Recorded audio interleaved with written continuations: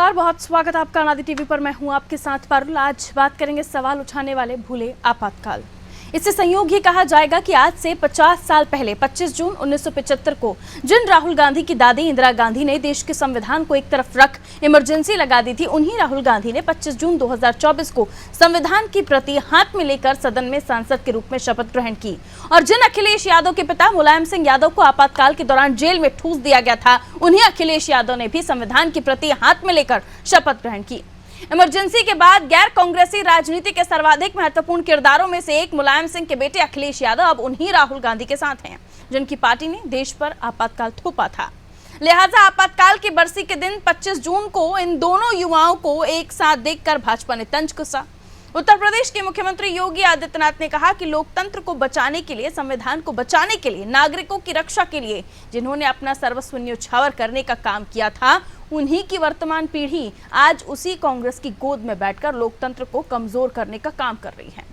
ये अफसोस की बात है, उन्होंने कहा। उधर एक दिन पहले दिल्ली में प्रधानमंत्री नरेंद्र मोदी ने भी इमरजेंसी की सिहरन भरी यादों को अपने जहन में ताजा किया और कहा कि जो लोग इस देश के संविधान की गरिमा के प्रति समर्पित हैं, जो लोग भारत की लोकतांत्रिक परंपराओं पर निष्ठा रखते हैं, उनके लिए 25 जून ना भूलने वाला दिवस है। भारत की नई पीढ़ी इस बात को कभी नहीं भूलेगी कि उस समय कैसे देश के संविधान को पूरी तरह नकार दिया गया था, देश को जेल खाना बना दिया गया था और लोकतंत्र को पूरी तरह दबोच दिया गया था। वहीं प्रधानमंत्री नरेंद्र मोदी पर निशाना साधते हुए कांग्रेस अध्यक्ष मल्लिकार्जुन खड़गे ने कहा कि प्रधानमंत्री ने 50 साल पहले के आपातकाल का जिक्र किया, लेकिन पिछले 10 वर्षों के उस अघोषित आपातकाल को भूल गए, जिसका जनता ने इस लोकसभा चुनाव में अंत कर दिया। दूसरी तरफ राहुल गांधी ने कहा कि प्रधानमंत्री नरेंद्र मोदी, गृहमंत्री अमित शाह का संविधान पर हमला स्वीकार्य नहीं है, इसलिए हमने संविधान की प्रतियां पकड़ी हैं। कुल मिलाकर संविधान को लेकर पक्ष विपक्ष एक दूसरे पर हमलावर है। दिलचस्प बात यह है कि इमरजेंसी के बाद जिन राजनीतिक दलों ने कांग्रेस का विरोध किया था, उनमें से ज्यादातर अब कांग्रेस के साथ हैं। तो क्या इन दलों की राजनीति केवल सत्ता पाने और सत्ताधारी पार्टी का विरोध करने तक सीमित थी? और आज जो इन पार्टियों का एकत्रीकरण हुआ, इसका कारण बीजेपी का विरोध है या फिर कोई सैद्धांतिक समझौता? इसी पर आज हम चर्चा करेंगे। कुछ प्रतिक्रियाएं हैं, वो आपको सुनवा देते हैं।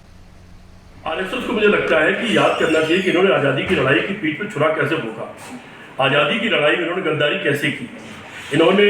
इनके सावरकर ने कहा, जब सुभाष चंद्र बोस सेना बना रहे थे तो सावरकर ने कहा कि सुभाष चंद्र बोस की सेना में नहीं, अंग्रेजों की सेना में शामिल होना चाहिए। इन्हीं के गोलवलकर ने कहा कि अगर ऐसी आज़ादी मिलनी है जिसमें कि महिलाओं को और दलितों को बराबर का स्थान मिलना है, तो मैं चाहूँगा कि 100 साल और गुलाम रहे। मुझे ऐसी आज़ादी मंजूर नहीं है। इन सारे लोगों ने तमाम क्रांतिकारियों के खिलाफ मुखबरी की, गवाही दी और तमाम लोगों को जेल भिजवाया है। आज़ादी की पीठ में जो छुरा भोंका है, पहले उसके बारे में आत्मचिंतन करना चाहिए आरएसएस और बीजेपी को, और इस देश से माफ़ी मांगना चाहिए कि हमसे गलती हुई थी। 1975 में देश में आपातकाल की घोषणा कांग्रेस पार्टी ने किया था और वो संविधान को पूरी तरह से धूल धूसरित करने का काम कांग्रेस पार्टी के नेताओं ने किया था। देश आज भी उस समय की घटनाओं को याद करके सिहर उठता था। आपातकाल के दौरान विपक्षी नेताओं को जेल में डाल दिया गया था, तरह तरह की यातनाएं दी गई थी। हम आज सब ऐसे दिवस को काले दिवस के रूप में मना रहे हैं और इसकी हम घोर निंदा करते हैं। कांग्रेस पार्टी को माफ़ी मांगनी चाहिए देश के सामने। इस बात के तरह तरह के आपको गांव में प्रमाण मिल जाएंगे, शहरों में प्रमाण मिल जाएंगे। उस समय के लोकतंत्र सेनानी आज भी उस समय की बातों को याद करके अपना दुख लगा। तो एक तरफ बीजेपी काला दिवस मना रही है और जगह जगह जाकर लोगों को आपातकाल के बारे में बता रही है, तो दूसरी तरफ कांग्रेस है, जो कांग्रेस का कहना है, खड़गे साहब का कहना है कि ये जो 10 साल हैं या घोषित आपातकाल की तरह बीत रहे हैं। बहरहाल हमारे साथ जो मेहमान जुड़े हुए हैं उनसे आपका परिचय कराते हैं, उसके बाद सवाल उन्हीं से। बालकृष्ण पांडे जी बीजेपी से हमारे साथ जुड़े हुए हैं, बहुत स्वागत। शान खान कांग्रेस से हमारे साथ जुड़े हैं, आपका भी स्वागत। रविंद्र प्रताप जी हमारे साथ सपा से जुड़े हुए, आपका भी स्वागत सर। आलोक त्रिपाठी जी वरिष्ठ पत्रकार हैं, हमारे साथ जुड़ा, आलोक जी आपका भी स्वागत। सवाल बीजेपी से मेरा, बालकृष्ण पांडे जी सीधा सवाल आपसे ही, क्या जो कांग्रेस कह रही है कि 10 सालों से अघोषित इमरजेंसी आप लोगों ने लगाकर रखी है, तो ये अनडिक्लेयर्ड इमरजेंसी जो आप लोगों ने लगाकर रखी है, उसके बारे में आपका क्या कहना है? क्योंकि कांग्रेस तो सीधे तौर पर यही कह रही है कि आपके समय पर जो हो रहा है वो पहले कभी नहीं हुआ। देखिए, मैं बहुत पारुल जी बड़ी गंभीरता के साथ ये बताना चाहता हूं कि कांग्रेस का चरित्र सदैव ही लोकतंत्र और संविधान के हनन का रहा। जब समाजवादी नेता जयप्रकाश नारायण जी ने कहा था कि एक रामधारी सिंह दिनकर की उन्होंने पंक्ति उन्होंने कोट करते हुए जब एक आंदोलन शुरू किया था, सिंहासन खाली करो जनता आती है, तो इसके डर के परिणाम स्वरूप जिस प्रकार से इंदिरा गांधी ने लोकतंत्र का गला घोटने का काम किया, भारत के संविधान को छिन्न भिन्न करने का काम किया, उसके परिणाम स्वरूप आज का ये दिन यानी 25 जून और 1975 जो वर्ष था और आज 50 वर्ष होने जा रहे हैं, वो काले अध्याय के रूप में राजनारायण जी ने, समाजवादी नेता राजनारायण जी ने उसको काली अवधि कहा था। तो कुल मिला के इतना ही कहना है कि इन 10 सालों में या 10 साल की जो भारतीय जनता पार्टी की सरकार रही है, उसने कांग्रेस के भ्रष्टाचार पे करारा प्रहार किया है। कांग्रेस के जो संविधान विरोधी जो कार्य रहे हैं उस पे भारतीय जनता पार्टी की, नरेंद्र मोदी की, एनडीए की सरकार ने करारा प्रहार किया है। तो निश्चित रूप से डरे हुए हैं और आज संविधान को छिन्न भिन्न करके, अगर आपको याद हो, स्मरण हो, तो संविधान का हनन आपने देखा होगा कि राहुल गांधी जी ने एक विधेयक की प्रति संविधान में फाड़ी थी, तो जो उन्होंने उसमें संसद में फाड़ी थी, जो एक विधेयक था जिसको संसद में उन्होंने फाड़ दिया था, उसको फाड़ने का काम राहुल गांधी ने किया। तो संविधान हंता ये कांग्रेसी इस प्रकार की ऊल जरूल बकवास करते रहते हैं और निश्चित रूप से ये परेशान हैं, क्योंकि सत्ता इनके हाथ में आ नहीं रही। तो पुनः इनको बाबा साहब भीमराव अंबेडकर का संविधान याद आ रहा है, जिन्होंने उस संविधान को कभी कुछ नहीं समझा, सदैव ही कुचलने का प्रयास किया। और आज का दिन ये काला अध्याय है जो कांग्रेस के कुशासन कुचक्र उन्होंने रचा था, लोकतंत्र विरोधी काम किया था, संविधान को खंडित करने का काम किया था, जिसको इस देश का जनमानस बहुत ठीक तरीके से जानता है और एक काले अध्याय के रूप में अब मना रहा है।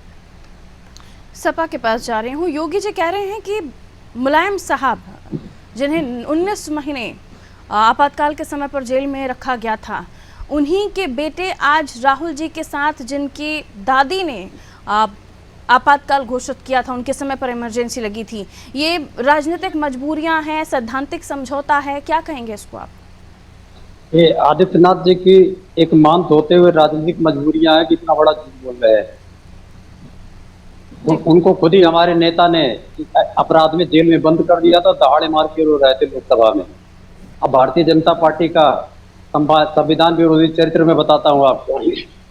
जब डॉक्टर भीमराव अंबेडकर 1949 में हिंदू कोड बिल में परिवर्तन कर रहे थे, महिलाओं को अधिकार दे रहे थे, तो आरएसएस ने और उनके मुखपत्र ऑर्गेनाइजर ने 25 जून 1975 की बात करिए, राजनारायण को मानते हैं कि नहीं, राजनारायण जी को मानते हैं कि नहीं, रविंद्र जी इतना ऑर्गेनाइजर ने लिखा कि भारत के संविधान के बारे में सबसे खराब बात क्या थी। अगर आप नहीं मानते हैं तो कौन सी समाजवादी विचारधारा है, उस पर चर्चा कर लीजिए ना, जो मूल विषय है उस पर आ जाइए। आप धैर्य रख लीजिए, चर्चा कर ले रहे हैं।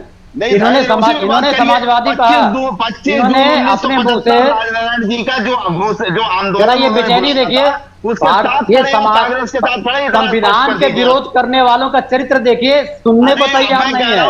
ये संविधान विरोधी, भारत देश विरोधी, हिंदू विरोधी, ये सुनने के तैयार नहीं है संविधान के बारे में। उनका चरित्र संविधान विरोधी रहा है। इन्होंने बाबा साहब अम्बेडकर के ऊपर आक्रमण किया, इन्होंने भारतीय संविधान का विरोध किया। अपनी बात रखिए सर, समय है। बालकृष्ण जी की बेचैनी बता रही है कि ये वास्तव में क्या कहना चाह रहे हैं, सुनेंगे तभी दूसरा सवाल। संविधान विरोधी है, सुनने के लिए तैयार नहीं है। नारायण जी को इनकार करेंगे तो मुझे बोलना पड़ेगा। बालकृष्ण जी सुन लीजिए राजनारायण जी पे सुन लीजिए। इन्होंने इनके ज्ञान के स्तर को सुन लीजिए। इन्होंने समाजवादी शब्द कहा। ये समाजवादी शब्द भारतीय संविधान की प्रस्तावना में 42वें संशोधन में आया, जब इमरजेंसी लगी थी। तो ये जो 42वें संविधान में जो धर्मनिरपेक्ष और समाजवादी शब्द आया, अब क्या कर रही है भारतीय जनता पार्टी? सुब्रमण्यम स्वामी को आगे करके ये शब्द निकलवाने के लिए प्रयास में है और याचिका दाखिल कर दी गई है और ये हमको सीख दे रहे हैं समाजवादी शब्द में, ये संविधान विरोधी लोग। और सुनिए इनका चरित्र। जब बाबा साहब के संविधान में ऑर्गेनाइजर ने लिखा कि भारत के संविधान के बारे में सबसे खराब बात यह है कि इसमें कुछ भी भारतीय नहीं है। खड़ा किया कि नहीं किया? ये कुछ भी भारतीय नहीं है। इतनी नीच संविधान के बारे में इतना नीच सोच ये लोग रखते हैं। चलिए शान खान के पास इससे ज्यादा नीच सोच नहीं हो सकती है। लेकिन आप नहीं बता पाए रविंद्र जी कि 19 महीने जब मुलायम साहब जेल में रहे तो उसके बाद आप उसी पार्टी के साथ हैं, वो उस विचार को आप क्या कहेंगे, वो भी तो समझाइए। आपातकाल का विरोध करते हैं, लेकिन श्री राहुल गांधी जी ने 2021 में कह दिया वो गलती थी। अगर कोई गलती मान लेता तो भगवान बुद्ध कहते हैं शान खान गलती थी, वो इंदिरा जी ने जो किया वो गलती थी और आज आपकी पार्टी ये मानती है कि हाँ वो गलती हुई थी। उन्होंने गलती मान लिया, खत्म हो गई बात। पहले आप संविधान विरोधी इनका चरित्र सुनिए, जो बेचैन है, बालकृष्ण जी जो बेचैन हो गए संविधान। बारी बारी से सभी को समय देना पड़ेगा। अब नरेंद्र मोदी जी, अगर आप राजनारायण जी को एक मिनट, समाजवादी शब्द के विरोधी हैं, ऐसे बारी बारी से बात कर पाएंगे। के विरोधी हैं, आप संविधान के विरोधी हैं, आप हिंदू कोड बिल के विरोधी हैं, आप ये लिखित स्टेटमेंट है आपके। ठीक है शान खान, आप बोलना शुरू कीजिए। संविधान विरोधी चरित्र कहीं छुपा नहीं हुआ है, और आपने जो संविधान विरोधी चरित्र आपने न्यायिक समितियां बनाया, उसको सुप्रीम कोर्ट ने खारिज कर दिया। विरोध में खड़े हैं रविंद्र जी। ठीक है, आप विरोध में खड़े हैं, आप तो शब्द ही हटाना चाहते हैं। में मत पढ़िए सर, ना आपकी बात जा पाएगी लाइन पर, ना किसी और की बात जा पाएगी। अभी दोनों को म्यूट किया हुआ है, दोनों को म्यूट किया हुआ। एनर्जी मत खराब कीजिए अपनी, रुक जाइए, नहीं जा रही आवाज आपकी। रविंद्र जी आपकी आवाज नहीं जा रही है, बालकृष्ण जी आपकी आवाज भी नहीं जा रही है, रुक जाइए। सिर्फ शान खान की ऑडियो दीजिए। शान खान बताइए। आप जैसे लोग इतने म्यूट करवा दीजिए प्लीज, दोनों को म्यूट करवा दीजिए, वरना किसी और को मौका ही नहीं मिल पाएगा बोलने का तू मैम की डिबेट में। शान खान आवाज मिल रही है आपको मेरी? स्पष्टीकरण किया जी, शान खान कहिए। जी पारुल जी, मेरी आवाज आ रही है आपको? हाँ जी, आपकी आवाज आ रही है, कहिए। देखिए पारुल जी, ये जो पूरा ढोंग रचाया जा रहा है मोदी जी और भाजपा के द्वारा, वो इसलिए रचाया जा रहा है क्योंकि पर्चे लीक पे ये घिरे हुए हैं। अभी 25 जून 1975 शान खान जी बता दीजिए। अरे भैया, 1975 की जो घटना थी क्या थी? कैसे बताऊं? बोलने दो तब बताऊंगा। आप बोलते हो कसम खा के आए, बताइए, बुला लिया आपने।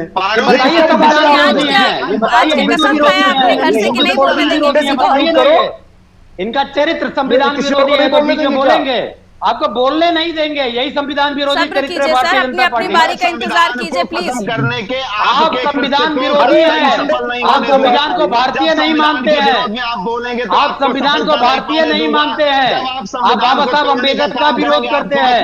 इसी संविधान को तो एक साइड में रखकर इमरजेंसी लगी थी ना सर, समाजवादी उसी पार्टी के साथ आप इस वक्त गलभैया कर रहे हैं। गलत है क्या ये बात?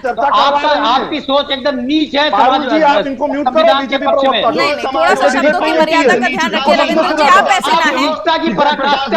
नहीं, आप ऐसे नहीं है रविंद्र जी, शब्दों की मर्यादा का ध्यान रखिए थोड़ा। समाजवादी शब्द हटाना चाह रहे हैं, शब्द हटाना चाह रहे हैं, त्रिपाठी जी को ले आते हैं, विरोधी बताना चाहते हैं। बालकृष्ण जी रुकना होगा प्लीज, ऐसे डिबेट नहीं हो पाएगी, ऐसे चर्चा नहीं हो पाएगी। मानसिक रूप से विकलांग है त्रिपाठी जी, आपकी पार्टी मानसिक रूप से विकलांग है, त्रिपाठी जी से बात कर लीजिए प्लीज। बालकृष्ण जी, आप क्या आज कसम खा के आए घर से?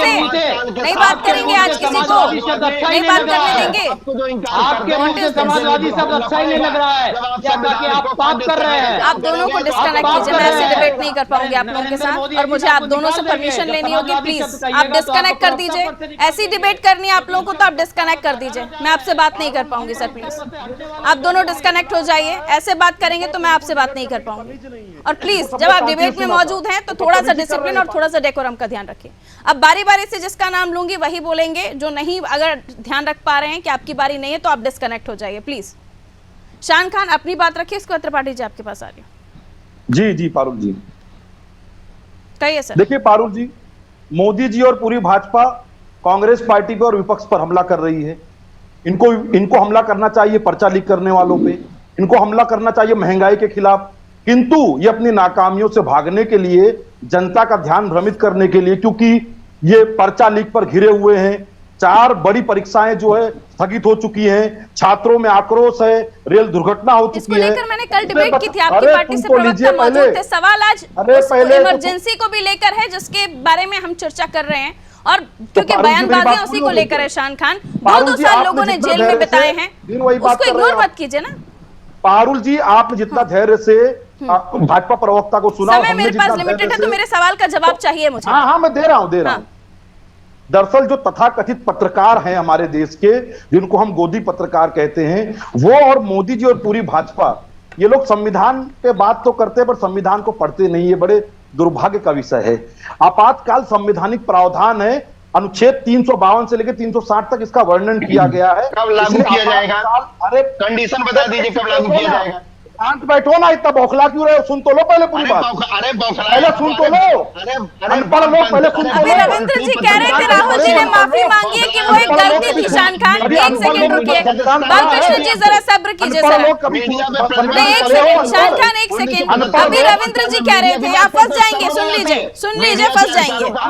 अभी रविंद्र जी ने कहा कि राहुल जी ने कहा कि इमरजेंसी है, गलत थी। आप कह रहे संविधान में लिखा हुआ है, संविधान का आप कह रहे संविधान में लिखा हुआ है, रविंद्र जी कह रहे वो गलती है। इतनी बड़ी देश में जिसको काला दिन देश नहीं दुनिया ने माना, उसे आप कह रहे संविधान में लिखा। आप मेरी बात पूरी होने देंगे या नहीं देंगे, बताइए आप मुझे। ठीक है, कहिए। तो ये बालकृष्ण पांडे जो बैठे इनको म्यूट कर दो, वरना मुझे आप बदतमीजी मत करना बताइए, आती आप है। अपनी बात रखिए। तो जवाब दे दूंगा मैं, हाँ ठीक कहिए, है? अपनी बात रखिए। पढ़ते लिखते कुछ है नहीं, चले आते मुंह उठा के। अरे संविधान के, अरे भाई चुप बैठो ना, चुप बैठो, शांत हो जाओ।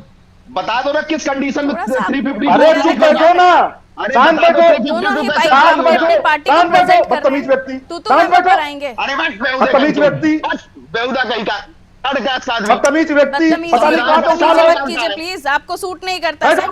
पार्टी अरे को रिप्रेजेंट कर रहे पारुल हैं जी, आप। ऐसे बदतमीज लोग को- 350 ठीक है सर, आलोक त्रिपाठी जी का हम ऑडियो ऑन एयर रखते हैं, बाकी आप सभी से इजाजत लूंगी सर।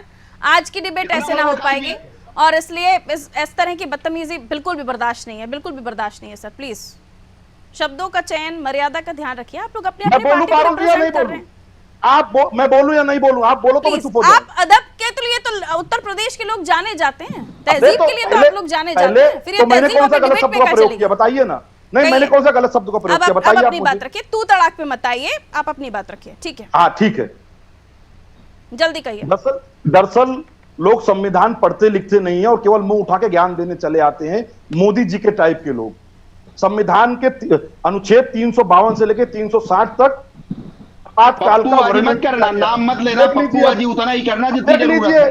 अब देख लीजिए, त्रिपाठी अब जी, देख लीजिए। देख तो रहा हूँ पप्पू जी, देश देख रहा हूँ। दिवस की हकीकत क्या पार्टी लोगों को देख लीजिए। अब 3 अंक रुक जाइए, रुक जाइए। आप राहुल जी पर बात नहीं कर पा रहे हैं, आप अपनी सहयोगी पार्टी पर शान खान जवाब नहीं दे पा रहे। वो कह रहे राहुल जी माफी मांग चुके हैं कि अरे पहले बोलने तो इमरजेंसी दो। गलती थी, आप आ ही नहीं तो पा रहे बोलने उस तो पर। दो। रुकिए, आप आप रुकिए, बोलने रुकिए, दो ना। रुकिए, पूरा आप समय नहीं बोलने दे दो तो पाऊंगी, मैं एक आधा बोलूंगा टाइम ना। आप लोग लड़ने में लगा देते कौन सा कौन लड़ रहा है? लड़ कौन त्रिपाठी रहा जी है? को अभी तक चिल्ला नहीं कर कौन पाए। रहा है? रुकिए रुकिए, आऊंगी सर, एक राउंड और आएंगे, हम आपसे बात करेंगे, प्लीज वेट। आलोक त्रिपाठी जी, देश हकीकत जानता है, दुनिया ने देखा है कि वो दिन क्या था, और उसके बाद पूरा 2 साल, कई लोगों ने तो पूरे 2 साल ही बिताए हैं, कई लोगों ने 18 महीने भी बिताए हैं, और उसके बाद आज जब इस मसले को लेकर चर्चा होती है तो ये कहा जाता है कि 10 साल अघोषित इमरजेंसी थी। वो समय इमरजेंसी का और आज के ये 10 साल, कई सारी चीजें आप जो विपक्षी पार्टियां कह रही हैं उसको कितना सही मानते हैं आप? देखिए फारूल जी, जब 50 साल पहले इंदिरा गांधी जी ने इमरजेंसी लगाई तो उस समय कुछ परिस्थितियां, कुछ राजनीतिक ऐसी मजबूरियां रही होंगी जिस कारण से उन्होंने ये कदम उठाया जिसका कोई समर्थन नहीं करता है, और यही कारण रहा कि कांग्रेस के आज के जो नेता हैं उन्होंने भी इस चीज को माना। ठीक, लेकिन पिछले 10 वर्षों में अगर हम देखें तो जिस तरह से कांग्रेस चल रही थी उसी के नक्शे कदम पे उससे 10 कदम आगे भारतीय जनता पार्टी ने भी काम करना प्रयास किया है। और अगर हम ये कहें कि आज के 50 साल बाद लोग ये जब चर्चा करेंगे तो शायद ये भी चर्चा करें कि जब भारतीय जनता पार्टी की सरकार थी, जिस तरह आज हम चर्चा कर रहे हैं कि इंदिरा गांधी जी की सरकार की चर्चा के आपातकाल लगा था, तो कहें कि रात के 2 बजे, रात के 11 बजे इस तरह का आदेश हो गया था, आप जनता को क्या समझाएंगे? तो नेता चूंकि अपनी राजनीतिक रोटियों को सेकने के लिए, अपने फायदे के लिए कौन सी इमरजेंसी लगा देगा, कौन से निर्णय ले देगा। आज विपक्ष भी तो यही कह रहा है पिछले 10 वर्षों से, जो आज भारतीय जनता पार्टी पूरे देश में मना रही कि पिछले 10 वर्षों में देश में आपातकाल जैसी स्थिति है, तो यही हमको लगता है 20 साल बाद इसको और बढ़ा चढ़ा के बताया जाएगा। तो राजनीतिक दल तो अपने हिसाब से कह रहे हैं उस समय की क्या स्थितियां थी। अगर वाकई वो गलत था, सबको लगता है कि गलत था, तो उसके बाद देश में कांग्रेस की सरकार फिर से क्यों चुन के आई? इसका मतलब वो राजनीतिक कुछ महत्वाकांक्षाएं थी, राजनीतिक कुछ फायदे रहे होंगे, कुछ लगा होगा कि अगर ऐसी स्थितियां नहीं आएंगी तो शायद कांग्रेस वापस नहीं आ पाती। तो वो उस समय की परिस्थितियां थी, लेकिन आज की परिस्थितियां दूसरी हैं। आज भी उसी के नक्शे कदम पे भारतीय जनता ठीक पार्टी। है, एक जवाब आप ही की बातों पर मैं बीजेपी से ले लूं, उसके बाद थोड़ा सा समय है तो सभी के पास एक एक राउंड के लिए चले आऊंगी। बालकृष्ण जी छोटा सा जवाब दीजिएगा, ज्यादा लंबा मत कीजिएगा। कहिए बालकृष्ण जी।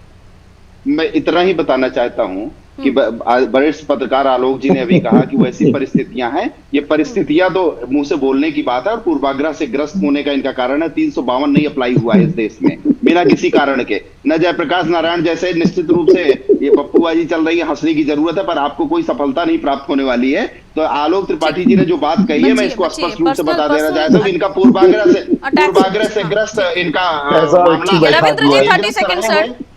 और ये पिछले वाले लोगों को बता दो कि दोबारा इमरजेंसी लगाने का अवसर ये देश आपको देने वाला नहीं है। दोबारा इस देश में संविधान का आनंद नहीं। भारतीय जनता पार्टी का संविधान विरोधी, लिमिटेड टाइम है मेरे पास, संविधान विरोधी कदम बताऊंगा। 1999 संशोधन में इन्होंने राष्ट्रीय न्यायिक आयोग का गठन कर लिया, कोलिजियम को खत्म कर दिया, जिसको सुप्रीम कोर्ट ने रद्द कर दिया। आपातकाल को सही मानते हैं गलत मानते हैं रविंद्र जी? मैं आपको पहले टिप्पणी दे चुका हूं, आपातकाल गलत था, लेकिन जो गलती करता है उसको अगर वो अपनी गलती मान लेता हो तो श्रेष्ठतम व्यक्ति है। जब जेल में रहे 19 महीने, वो आपको सही लगते हैं गलत लगते हैं? हमने विरोध किया था, लेकिन जब राहुल गांधी जी ने उसको गलत कह दिया, हम उनके साथ रहे और रहेंगे। भारतीय जनता पार्टी तो संविधान को कहती है कि हिंदू विरोधी है, राष्ट्र विरोधी है, तो ऐसे डिटर्जेंट से धुल गई ना आपकी नजर में? फिर हाँ, माफी मांग लेने को अगर आप छोटा कह रही हैं, तो मुझे लगता है कि आप इसको छोटा कह रही हैं। में लिखा हुआ है आपातकाल कि कर सकते हैं, इस पर क्या कहेंगे? टिप्पणी दीजिए। संविधान में लिखा हुआ आपातकाल, हाँ, वो सही मान रहे हैं उसको? 352 की स्थितियां हैं, जब आएंगी तो व्यक्ति लगाएगा। तो वो गलत है कि सही? अभी शान खान की बात से एग्री कर रहे हैं कि नहीं? उन्होंने 300 लगाया, लेकिन उन्होंने चुनाव भी करवाया। श्रीमती इंदिरा गांधी ने चुनाव भी करवाया। 30 सेकंड बस, उसके बाद हम चर्चा में जानकारी नहीं है 352 का एप्लीकेशन। जानकारी आपको नहीं है, जानकारी आपको नहीं है। आप याद कीजिएगा तो थर-थर कांप जाते हैं, रोंगटे खड़े हो जाते हैं सर। उसको डिस्क्राइब मत कीजिए प्लीज। शान खान, पिछले 10 साल में जो हुआ उसमें भी रोंगटे खड़े हो रहे हैं मैडम। अभी आप सर बात कर पा रहे हैं ना, वो ना कर पाते अगर वो स्थितियां होती तो जेल में डाल दिए जाते आप। पूछिए तो जेल जो भारतीय जनता पार्टी सरकार द्वारा जेल में डाले गए हैं, 30 सेकंड सर अपनी नौकरी छीनी गई है, रोंगटे पूछे कैसे खड़े हो रहे हैं। ठीक है शान खान 30 सेकंड। देखिए पारुल जी, आपातकाल संपूर्णता संवैधानिक प्रावधान था और उसका पालन किया गया था। देश की राष्ट्रीय एकता के लिए, देश के लोकतंत्र को बचाने के लिए जो लोग भीड़ को उकसाकर चुनी हुई सरकार का तख्ता पलट करने का प्रयास कर रहे थे और भारत को पाकिस्तान बनाने का प्रयास कर रहे थे। अरे पहले पूरी सुन तो लो। अरे आपने कहा संविधान में था, यानी आप उसको लीगल मान रहे हैं, तो आपकी नजर में सही था? बिल्कुल कानूनी था, बिल्कुल कानूनी था, बिल्कुल कानूनी था आपातकाल, संवैधानिक था आपातकाल। माफी मांगना भी ठीक नहीं है, वो गलत है। कांग्रेस जो पहले सुन तो लीजिए, अरे पहले पूरा पहले सुन तो लिया कीजिए। कट टू कट पूछना पड़ेगा ना आपसे। हाँ तो ठीक है, ठीक है, तो गलत नहीं है आपकी नजर में? अभी भी कांग्रेस मानती है कि आपातकाल इमरजेंसी गलत नहीं थी, राइट? यही कहना चाह रहे हैं? सुन तो लीजिए, कहिए, 30 सेकंड दे रही हूँ। हाँ, टोकिएगा मत बीच में, ठीक है? मैं पूरे तरीके से अपनी बात रखूंगा। देखिए, आपातकाल संपूर्णता संवैधानिक प्रावधान था, उसका प्रयोग किया गया क्योंकि देश में ऐसी परिस्थितियां खड़ी करने का प्रयास आरएसएस कर रही थी, जिसके लगाना सही था, इतना ही तो पूछ रही हूं मैं आपसे। अरे अगर आपातकाल आप कह रहे हैं कि संवैधानिक था, उस वक्त जो परिस्थितियां नहीं लगाना पड़ा तो सही था आपकी नजर में, इतना ही तो पूछ रही हूं मैं। इमरजेंसी को गलत नहीं मानते आप लोग? लोकतंत्र को बचाने के लिए आपातकाल लगाया गया था, वो सही था। यदि उसके पालन हमें सही भी बताना है, गलत भी बताना है, दोनों सिक्के नहीं हो पाएंगे आपके, सिक्के के दोनों पहलू नहीं ले पाएंगे। त्रिपाठी जी प्लीज सर, वर्तमान परिस्थितियां जो है उससे क्या फायदा उठाना चाहती है भारतीय जनता पार्टी? आपातकाल की याद दिलाकर बार बार, या फिर भारतीय जनता पार्टी को अब नया मुद्दा लेकर आना चाहिए? आपको लगता है वो काम नहीं करेगा? आलोक नहीं, त्रिपाठी जी। वो मुद्दे पारुल जी बहुत पुराने हो चुके हैं, लेकिन ये है चूंकि आज उसकी बरसी थी बनाई गई, एक माहौल बनाया गया कि कांग्रेस की स्थिति बताई गई। चूंकि पिछले जो चुनाव में परिणाम आए, उस चुनाव में सबसे ज्यादा जो नुकसान भारतीय जनता पार्टी का हुआ वो संविधान की प्रतियों को लेकर के हुआ। जिस तरह से इंडिया गठबंधन के नेताओं ने ये कहने का प्रयास किया कि 400 सीटें आएंगी, संविधान बदल देगी, और जो संविधान बदलेगी तो नुकसान किसको होगा, तो उसी की भरपाई के लिए आज भारतीय जनता पार्टी ने इस तरह किया। और दूसरी बात, इमरजेंसी को लीगल बता रहे हैं, इस पर टिप्पणी क्या करेंगे त्रिपाठी जी? लीगल बता रहे हैं वो, इस पर क्या करेंगे टिप्पणी त्रिपाठी जी? क्या शान खान लीगल बता रहे हैं कि परिस्थितियों के हिसाब से संविधान में प्रावधान है, उस पर क्या कहेंगे? नहीं, देखिए राजनीतिक जब जिसकी सत्ता होती है वो अपनी सत्ता को बचाए रखने के लिए और भविष्य में सत्ता आपके हिसाब से सही था वो डिसीजन, उस वक्त जो रहा वो सही रहा? बिल्कुल, राजनीतिक दल अपने हिसाब से डिसीजन करते हैं और जनता ने उनको दोबारा चुन के सत्ता फिर सौंपी, तो इसका मतलब जनता भी उससे नाराज नहीं थी। इजाजत नहीं देता। बहुत बहुत शुक्रिया आप सभी का हमारे साथ चर्चा में जुड़ने के लिए। हम बात कर रहे थे एक ऐसा दिन जो काला दिन माना गया, 25 जून, जिस दिन इमरजेंसी लागू हुई।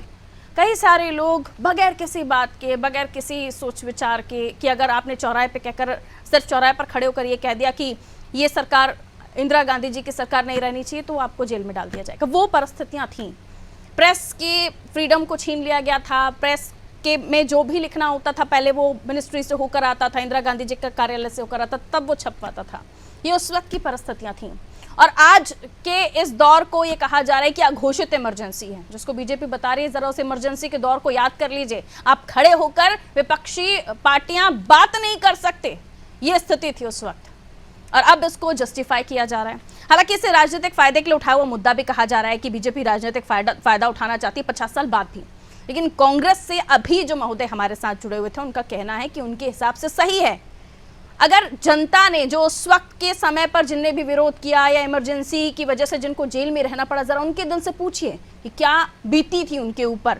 19 महीने 18 महीने लोग जेल में रहे बगैर किसी कारण, बगैर किसी वजह से। उनसे पूछिए कि क्या ये इमरजेंसी सही थी, तब आपको जवाब मिलेगा।